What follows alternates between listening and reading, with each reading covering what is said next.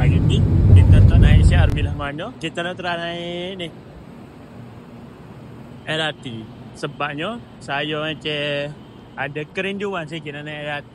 Saya pernah intern kat Ampang, lepas tu hari-hari lalu dengan train lah. Selama berapa bulan saya tengok. So hari ni kita nak lepas rindu naik train. Train siapa tu? EL dan MRT Laluan Putrajaya. Ketiga, kita duduk kat Sunway Piramid. So, Sunway Piramid, Sunway Putra. So kita tengah cari makan. Tengok area mana. Kita dah decide nak makan mana.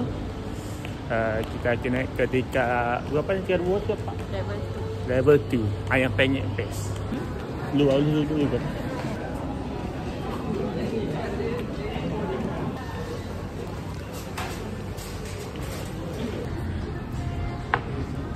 Okay, baru siap makan, baru siap kita nak jaga semua.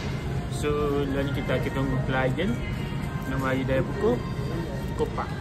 Tapi ni baru 3:30. Storage on time. Bukan on time, before time. Kan? So ni saya tahu dia ada gapo. Sebab saya bawa tanda. Coffee mix boba. Coffee mix boba.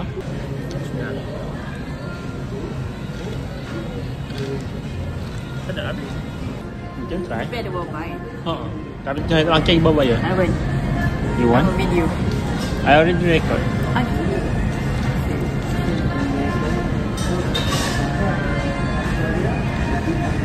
You like it or no? You said sedap.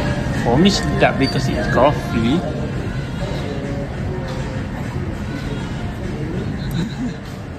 I cannot lah guys.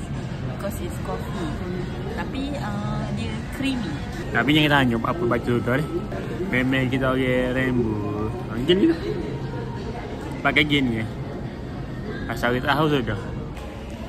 Okay, kita orang baru sudah ngajak klien. Lepas pada ngajak klien tu, kita orang terus balik ke hotel. Kita jumpa pula untuk next episode. Jangan lupa like, komen dan share. Seperti mana anda gembira share fitnah orang lain.